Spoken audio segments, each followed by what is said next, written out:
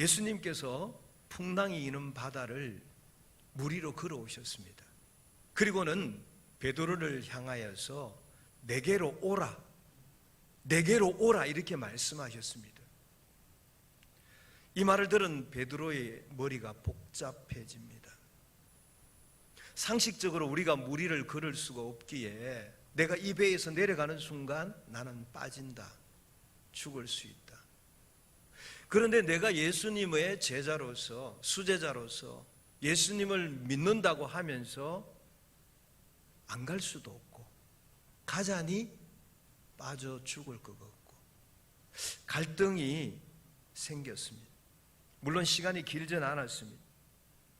그때 베드로는 죽음의 위험을 무릅쓰고 바다로 뛰어내리는 그 모험을 감행했던 것입니다. 여러분, 베드로가 정신없는 사람이 아닙니다. 무모한 사람도 아닙니다. 왜냐하면 자기의 생명이 달려있는 일이기 때문에 무모하게 행동할 수는 없습니다. 그런 베드로가 이런 모험을 할 수 있었던 것은 예수님이 나를 오라 하실 때는 나로 하여금 물에 빠지지 않게 하실 것을 믿는 믿음이 있었던 것입니다. 그렇기 때문에 그 물 위를 달려갈 수 있었습니다. 믿음은 이렇게 우리에게 때로는 모험을 요구하고 있습니다. 예수님께서는 베드로에게만 아니라 우리 모두에게도 동일하게 믿음의 모험을 요구하실 때가 있습니다. 그때 여러분은 어떻게 하시겠습니까? 내가 능히 감당할 수 있는 일을 주님이 하실 때, 말씀하실 때는 쉽죠? 예, 알겠습니다. 하겠습니다. 그런데 오늘 베드로처럼 내 능력으로 감당할 수 없는 일, 내 상식에 벗어나는 일을 주님이 나에게 요구하실 때 여러분은 어떻게 하시겠습니까? 그때 우리는 주저함 없이 하나님을 믿는다고 고백하셨으니 그 하나님의 능력을 믿는 믿음으로 모험의 길을 한번 걸어가 볼 수 있기를 원합니다. 봐요, 확실히 아멘이 줄잖아요. 아까 예수 하나님의 능력을 믿습니까? 할 때는 다들 크게 아멘 하셨는데 이제 하나님만 믿고 믿음의 모험의 길을 가보자 하니까 자신이 없어지는 것이죠. 오늘 배경에 보게 되면, 본문의 배경을 보게 되면은 이스라엘 땅에 극심한 가뭄이 들어서 수많은 사람들이 굶어 죽어가고 있습니다. 이런 상황 속에서 하나님은 엘리야에게 말씀하시기를 사르밧 지역에 가서 한 과부의 집에 네가 거기서 머물러라 이렇게 말씀합니다. 그때 당시에 과부의 삶은 참으로 어려운 계층의 삶이었습니다. 모든 사람으로부터 도움을 받아야 되고 구제를 받아야 살 수 있는 그런 사람이었습니다. 그런데 이런 극심한 가뭄 가운데서 그것도 가장 가난한 과부의 집에 가서 머물라고 하시니 엘리야의 입장도 답답합니다. 내가 하나님의 말씀을 믿고 순종하여 그 과부의 집에 머무를 것인가? 그래도 사람이 염치가 있지. 이 가뭄에 그 가난한 여인의 집에 내가 어떻게 손님으로 가서 머물 수 있는가? 엘리야도 고민했을 겁니다. 그러나 그 엘리야는 하나님께서 말씀하셨거든요. 내가 그 여인에게 미리 말해놨다. 네가 가면은 먹을 것을 주라고 내가 이야기해 놓았다라고 얘기했지 않습니까? 엘리야는 그 하나님의 말씀을 믿었어요. 그리고는 사르밧으로 갔어요. 가니까 어떤 한 여인이 나뭇가지를 줍고 있습니다. 엘리야가 그 여인에게 말합니다. 나에게 물을 좀 달라고. 그 여인이 물을 뜨러 가는 그 뒷골을 보고 나에게 떡도 하나 좀 가져다 달라고 이야기합니다. 그때 그 여인이 이렇게 말합니다. 열왕기상 17장 12절입니다. 그가 이르되 당신의 하나님 여호와께서 살아계심을 두고 맹세하노니 나는 떡이 없고 다만 통에 가루 한 움큼과 병에 기름 조금뿐이라 내가 나뭇가지 둘을 주워다가 나와 내 아들을 위하여 음식을 만들어 먹고 그 후에는 죽으리라. 이렇게 말했습니다. 이 말을 듣는 엘리야의 마음이 찢어집니다.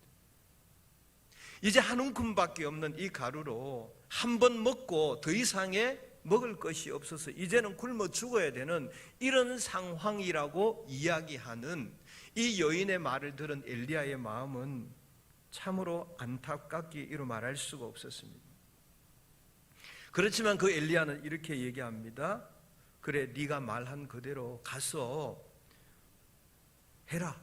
그런데 먼저 나를 위하여서 작은 떡 한 개를 만들어서 가지고 오라고 이야기합니다.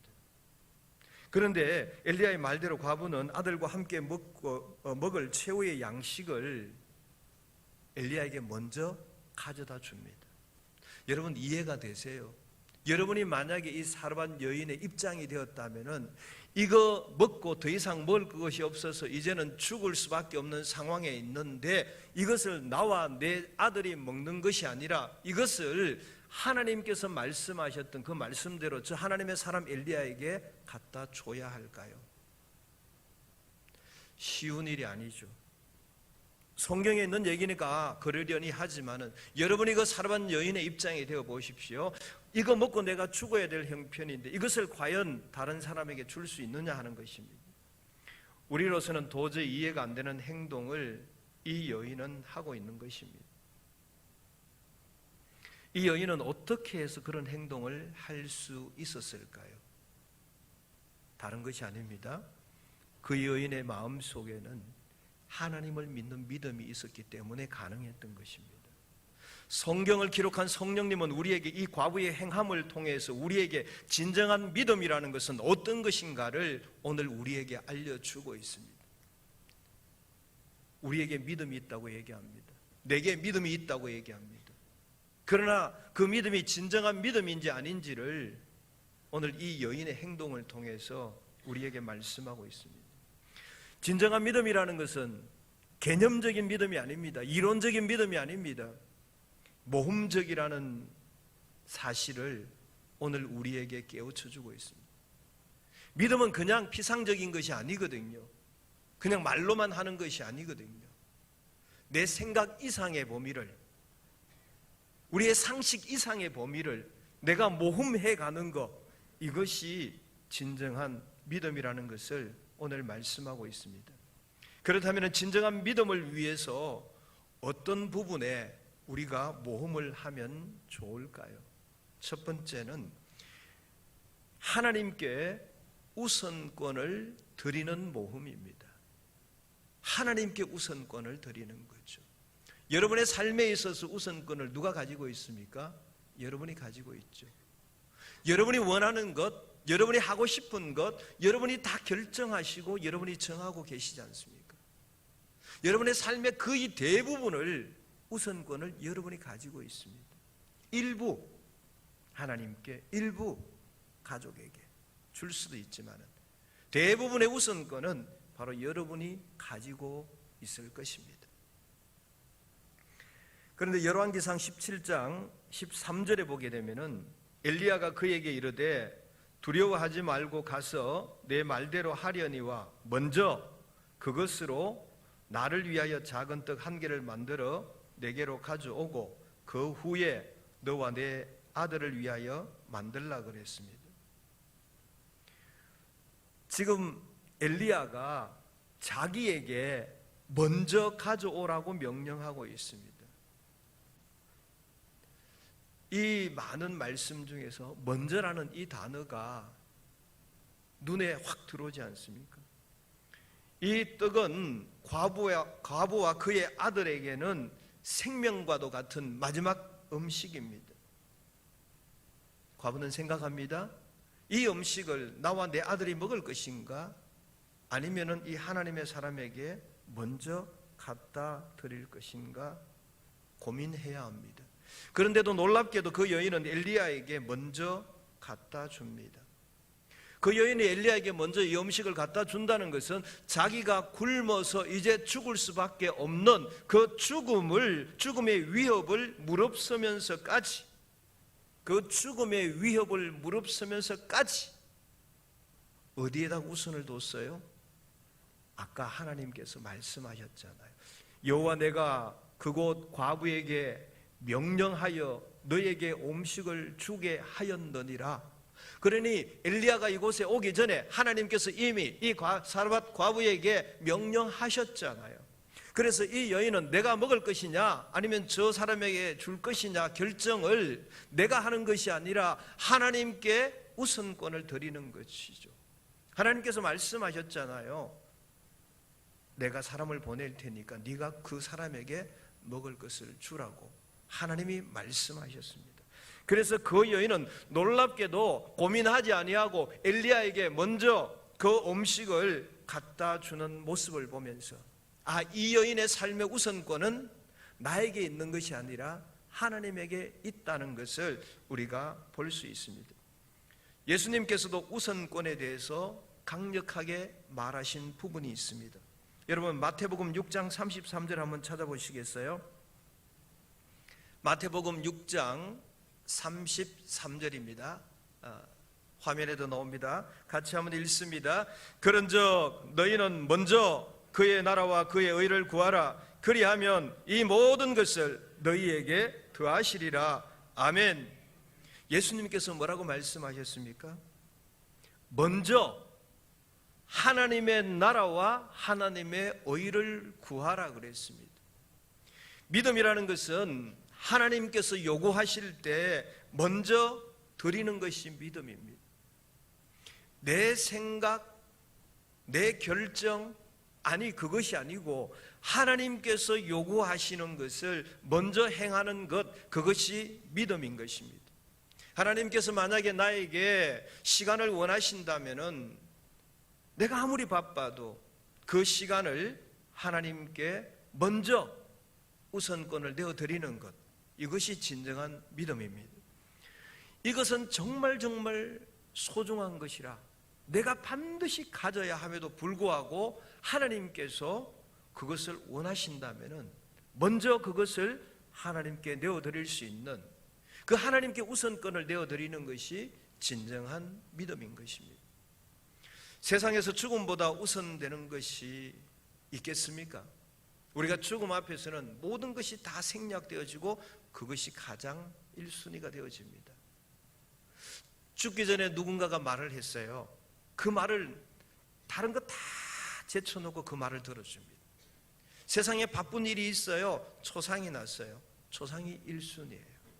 죽음 앞에 우선되는 것이 없습니다. 그러나 이 과부는 이 죽음의 문제를 제쳐놓고 먼저 하나님의 말씀에 우선권을 둔 것입니다. 내가 오늘 이것을 먹지 아니하면 죽을 수 있다는 이 죽음의 문제를 제쳐놓고 하나님께서 누군가가 올 것이다. 그에게 네가 음식을 대접해라는 그 하나님의 말씀에 우선권을 두었기에 그는 그렇게 할 수 있었던 것입니다. 오늘을 살아가는 우리들에게는 하나님의 명령에 순종하지 못할 이유가 너무너무 많은 가운데 살아가고 있습니다. 우리의 창조주가 되시고 우리의 구원자가 되시고 내 인생의 주인 되시는 주님께 여러분은 여러분의 삶의 우선권을 내어드리고 사십니까? 주님이 기뻐하시는 일에 우선적으로 내 시간을 드릴 수 있어야 됩니다. 주님이 기뻐하시는 일에 우선적으로 내 물질을 드릴 수 있어야 합니다. 주님이 원하시는 일에 우선적으로 내 몸을 들여 봉사하고 충성할 수 있어야 합니다. 내게 바쁘고 피곤하고 시간이 없고 다른 중요한 일들, 이런 일들이 많이 있다 할지라도 우리는 많은 이유를 댈 수 있다 할지라도 내 마음이 어디에 우선적으로 되어 있느냐를 보면 알 수 있습니다. 내 마음이 하나님께 우선권을 드리면은 내가 아무리 바빠도, 아무리 피곤해도, 아무리 시간이 없어도, 중요한 일이 있어도 하나님이 요구하시는 일을 먼저 행할 수 있습니다. 그러나 내 마음의 우선권이 나에게 있으면은 하나님의 일은 뒤로 물러가게 되어 있습니다. 오늘 이 사르밧 여인의 마음에는 하나님을 향한 그 우선권이 있었기 때문에 내가 이것을 안 먹으면 굶어 죽는다라는 현실적인 문제가 있었지만은 그 문제를 제쳐놓고 하나님의 말씀에 순종하고 나갔던 것입니다. 우리 청춘 남녀들이 연애할 때 한번 보십시오. 그들이 시간이 없다고요? 그들이 돈이 없다고요? 아니요, 다 빈말이에요. 아무리 시간이 없고 아무리 돈이 없어도 둘이 연애할 때 보면 시간 만들어요, 돈 만들어요. 왜요? 그 마음 속에 상대방을 향한 그 우선권이 있잖아요. 그 마음에 그 우선권이 있으니까 밤이든 새벽이든 시간을 내고 다른 데는 10원도 안 써도 데이트하는 비용을 만들어 쓸 수 있는 겁니다. 그렇다면 여러분의 마음의 우선권은 어디에 있습니까? 우리는 과연 주님의 말씀대로 하나님의 나라와 그의 의를 먼저 구하고 있습니까? 아니면은 내가 하고 싶은 것, 나의 욕구대로 먼저 하고 있습니까? 하나님께서는 먼저 그의 나라와 그의 의를 구하라 했는데 우리는 이 일은 하지 아니하고 그 뒤에 나오는 부분이 있죠. 이 모든 것을 너희에게 더하시리라, 이 부분만을 기대하고 산다면은 이마가 벗겨질지도 몰라요. 오늘 이 여인은 아들과 자신이 굶어 죽을 수 있다는 합당한 이유가 있었음에도 불구하고 하나님의 음성에 우선권을 두고 최후의 음식을 엘리야에게 드리는 그런 믿음의 모험을 감행했던 것입니다. 이런 믿음의 모험을 했던 이 여인의 결과가 어떻게 되어집니까?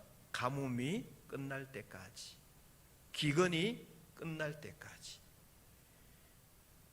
가루와 기름이 떨어지지 아니하는 넉넉한 삶을 살아가는 놀라운 은총을 경험했던 것을 우리가 알고 있습니다. 성경의 사르밧 여인은 그래서 그래 가뭄에 떨어지지 아니하고 축복을 받았지. 알아요. 여기까지 알아요. 근데 당신도 그렇게 해보시오 하면은 좀 곤란한데요. 우리는 이렇게 얘기할 때가 참 많습니다. 사랑하는 성도 여러분, 우리가 믿음 생활할 때에 우선권을 하나님께 드릴 수 있기를 원합니다. 하나님께 드리는 자만이 가뭄에 떨어지지 아니하는 풍성한 은혜를 경험하게 될 것입니다. 두 번째는요, 이것도 참 쉬운 일이 아닌데 하나님께 내 전부를 맡기는 모험입니다.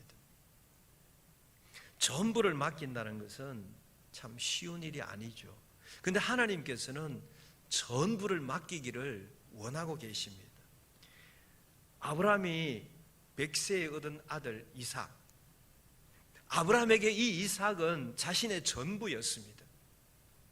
이 사르밧 여인에게서는 지금 남은 가루와 기름이 그 인생의 전부였습니다.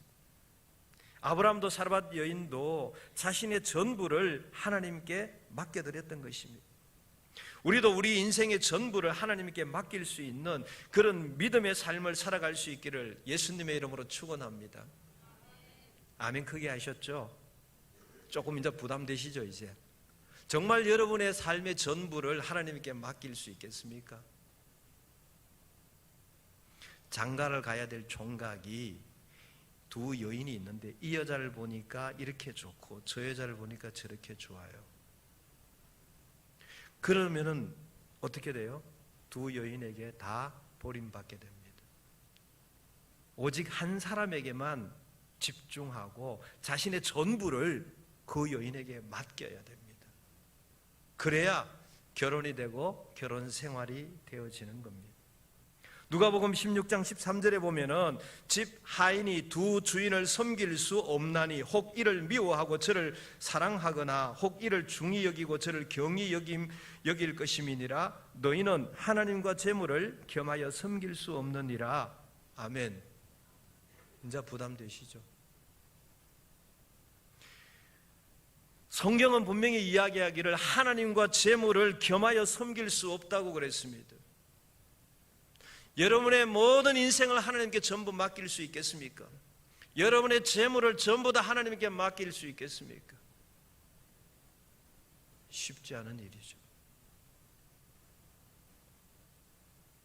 그런데 오늘 성경은 하나님께 전부를 맡기는 그 일을 모험인데 모험을 한번 해보라고 얘기합니다. 오늘 주님께서 말씀하시기를 마태복음 22장 37절에 예수께서 이르시되 내 마음을 다하고 목숨을 다하고 뜻을 다하여 주 너의 하나님을 사랑하라 이렇게 말씀하셨습니다. 우리는 마음을 다하고 목숨을 다하고 뜻을 다하여 주 너의 하나님 한 분만을 사랑하라 그랬습니다. 그러면 우리가 그 사랑하는 돈은 왜하고 우리가 사랑하는 그 주식은 어떡하고 부동산은 어떡하고 폐물은 어떡하고 이건 다 어떻게 해야 돼요? 마음을 다하고 목숨을 다하고 뜻을 다하여 주 너의 하나님 한 분만 사랑하라 그랬습니다. 두 주인을 섬길 수 없다 그랬습니다.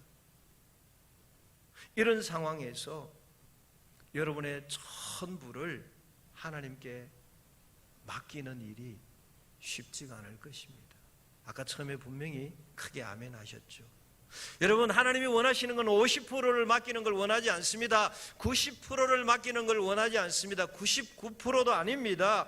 하나님께서는 100% 하나님께 전부를 맡겨드리는 것을 원하고 계십니다. 내 인생의 전부를 맡겨드리는 것을 진정한 믿음이라고 얘기합니다. 여러분, 근데 내 솔직한 말로 내 인생을, 내 재산을, 내 모든 것을 100% 하나님께 맡기는 일이 쉽습니까? 가능합니까? 현실적으로 대답하기 어렵습니다. 그렇기 때문에 이 맡겨드리는 것을 우리는 뭐라고 한다고요? 모험이라고 합니다. 믿음의 모험인 것이죠. 지금 이 여인이 엘리야에게 내 이 남았는 이 음식을 다 줘버리면은 나와 내 아들은 굶어 죽는 현실이에요. 내 아들 이삭을 드려버리면은 내 대가 끊어지는 거예요. 현실이에요, 이거는. 그러나 이런 위험을 무릅쓰고 실천하는 모험이 바로 진정한 믿음인 것입니다. 그 쉽지가 않습니다. 우리가 이 일에 보통의 경우는 잘 하지 못합니다. 어떻게 여러분의 인생을, 여러분의 재산을, 여러분의 모든 것을 하나님께 다 맡기고 정말 믿음으로 살아가시겠습니까? 솔직히 목사도 그래 못해요. 그러나 우리가 인생을 살다가 정말 절박한 상황을 만났을 때, 난감한 상황을 만났을 때, 해결하지 못하는 문제를 만났을 때 가능합니다. 이때는 우리의 인생의 전부를 맡기는 것이죠. 사나 죽으나 하나님의 뜻입니다 하고 맡기는 것이죠. 잘 돼도 하나님의 뜻이요, 망해도 하나님의 뜻입니다 하고 다 맡길 수 있습니다. 우리가 평상시는 잘 되지 않아요. 그렇지만 내 인생의 곤관일을 만났을 때, 생명의 위협을 만났을 때, 정말 내 힘으로 감당할 수 없는 해결받지 못할 문제가 만났을 때, 그때 우리는 우리 인생의 전부를 하나님에게 맡길 수 있는 것입니다. 이렇게 100% 내 인생 전부를 하나님께 맡길 때 놀라운 기적의 역사가 일어나게 되는 것입니다. 여러분, 평상시에는 전부를 맡기지 못한다 할지라도, 그러나 여러분이 인생에 정말 어렵고 답답한 일을 만났을 때는 한번 해보십시오. 어차피 모험이잖아요. 하나님의 능력을 믿는다고 아까 얘기하셨잖아요. 내 인생 전부를 맡길 수 있다고 아까 크게 아멘 하셨잖아요. 현실적으로 좀 어려울 겁니다. 그렇지만 내 인생의 어려운 일을 만났을 때, 곤관일을 만났을 때, 해결할 수 없는 일을 만났을 때만큼은 정말 내 인생의 모든 것을 한번 전적으로 맡겨보십시오. 전적으로 맡기는 사람만이 기적을 경험합니다. 여러분, 혹시 번지 점프 해보신 분이 있으세요? 번지 점프 못 해봤더라도 너무들 하는 거 텔레비에 보기는 하셨죠. 자, 그러면 여러분 번지 점프를 누가 할 수 있을까요? 번지 점프를 할 수 있는 사람은 내 몸을, 내 생명을 그 로프 하나에다가 전적으로 맡기는 사람만이 뛰어내릴 수 있습니다. 죽을까 염려되는 사람은 절대로 못 뛰어내립니다. 내 인생 전부를, 내 생명을 그 로프에 전적으로 위탁해버리는 사람, 전부를 맡겨버리는 사람만이 그 번지 점프를 할 수 있는 겁니다. 그 로프에 내 모든 것을 맡기고 뛰어내린 사람만이 그 창공에서 느끼는 짜릿함을 경험할 수 있는 겁니다.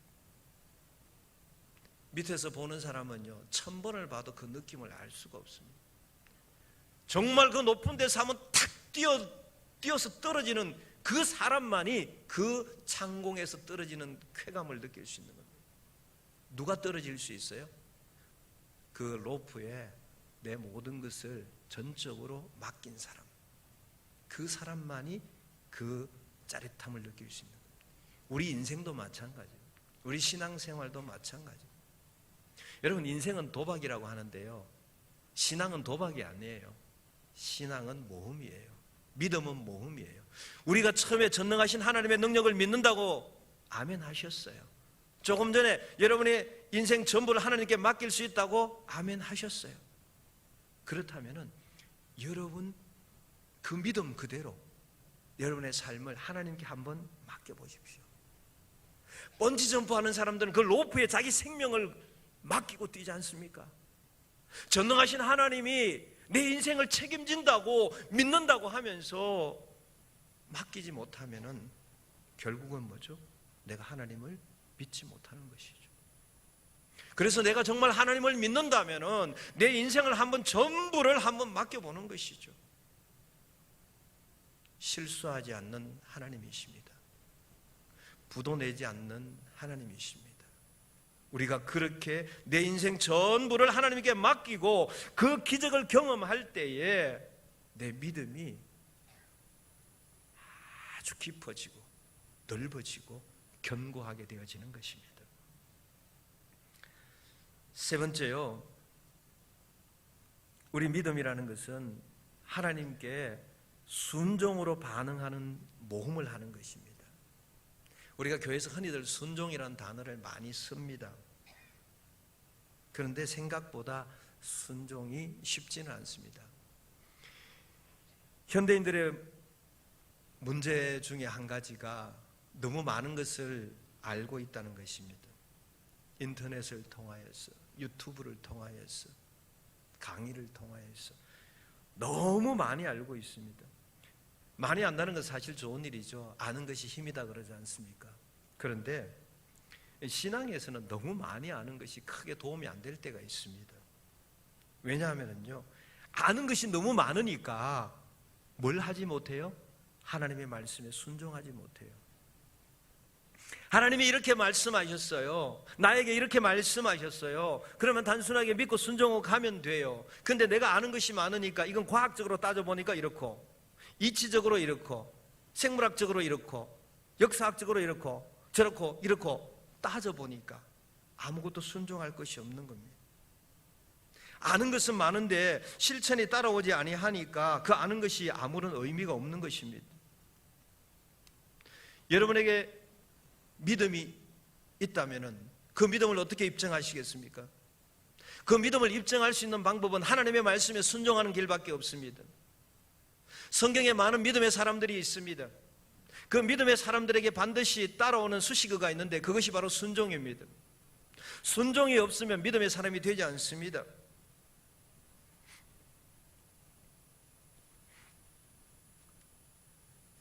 그래서 믿음은 순종으로 반응하는 모험인 것입니다. 아브라함이 100세 때 이삭을 실제로 드리려고 칼을 뽑아서 내리치려고 했습니다. 번제로 드리라는 말에 순종했죠. 노아는 사람들에게 조롱을 받으면서도 산 꼭대기에서 120년 동안 방주를 지었습니다. 순종했죠.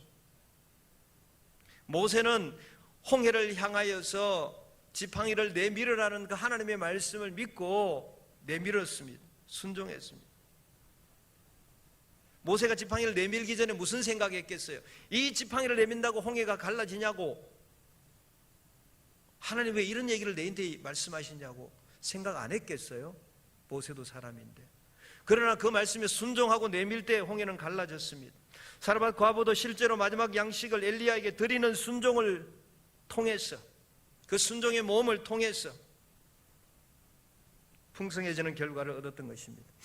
여러분, 순종에는 모험이 따르는 것입니다. 여러분, 그냥 우리가 순종, 예, 하겠습니다, 아니요. 그 정도의 순종이 아니고, 그건 누구나 할 수 있는, 예를 들어 물 한 그릇 갖다 주세요. 예, 순종합니다. 갖다 줍니다. 그거는 누구나 할 수 있는 거예요. 내가 할 수 없는 부분에 대해서, 이건 내가 도저히 감당할 수 없는 부분인데 하나님이 말씀하실 때 순종한다? 그것은 뭐죠? 모험이 따르는 것이죠. 요단강 물이 지금 넘실거립니다. 자칫하면 빠지거나 떠내려갑니다. 그런데 하나님의 말씀이 뭡니까? 제사장이 법궤를 메고 먼저 그 요단 강물을 밟으라 그럽니다. 여러분, 요단강 범람할 때 한번 가보셨습니까? 한 발짝도 못 들어갑니다. 그런데 자칫 잘못하면 내 이 강물에 휩쓸려 가버립니다. 빠져 죽을 수도 있습니다. 그러나 하나님의 말씀에 순종하기 위해서 제사장들은 두렵지만은 그 말씀에 순종하기 위해서 요단 강물을 밟았습니다. 밟을 때 물이 끊어지는 역사가 있었습니다. 가나 혼인잔치에 포도주가 떨어졌습니다. 예수님께서 하인들에게 물을 채우라 그럽니다. 그 하인들은 자기 손수 맹물을 떠다가 그 항아리에 가득 채웠습니다. 채우자마자 그 물을 떠다가 연회장에 갖다 주라고 합니다. 하인의 입장이 답답합니다.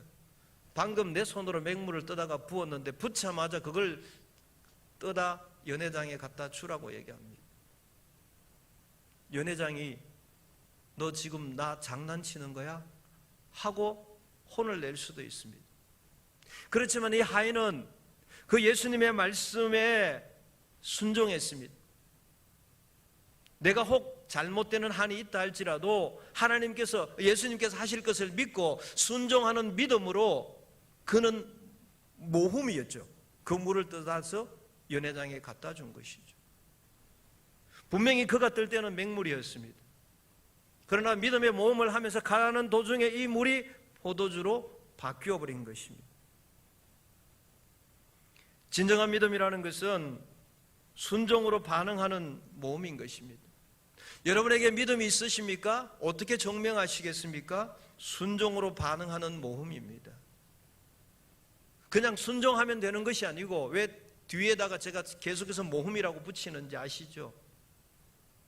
내가 감당할 수 없는 일, 내 머리로 이해 안 되는 일, 상식적으로 맞지 않는 일을 순종하기 때문에 순종으로 반응하는 모험이라고 얘기하고 있습니다.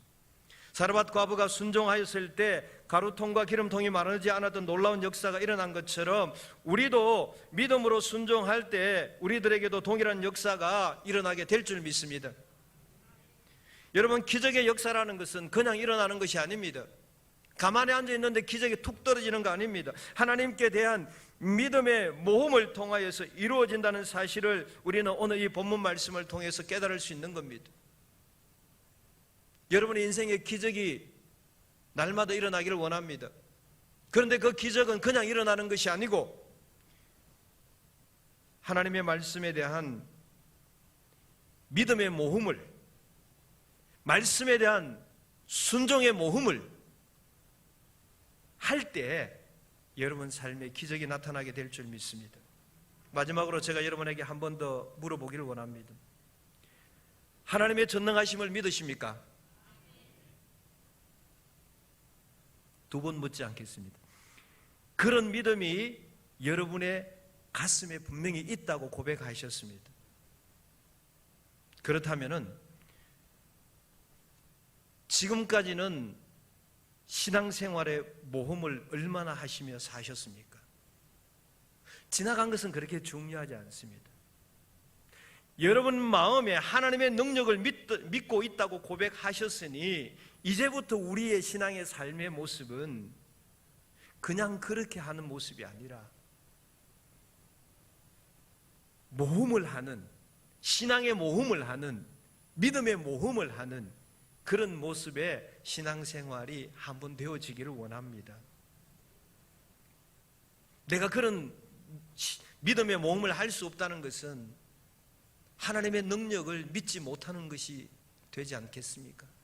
내가 하나님을 정말 믿는다면은 모험할 수 있는 것이죠. 우리 아들이 어릴 때 한 5, 6살 되었을 때 제가 수영장에 데리고 갔습니다. 제 가슴쯤 오는 물 속에 제가 들어가고 아들 보고 뛰어내리라. 그럼 내가 안아줄게. 아들이 뛰어내렸을까요? 안 뛰어내렸을까요?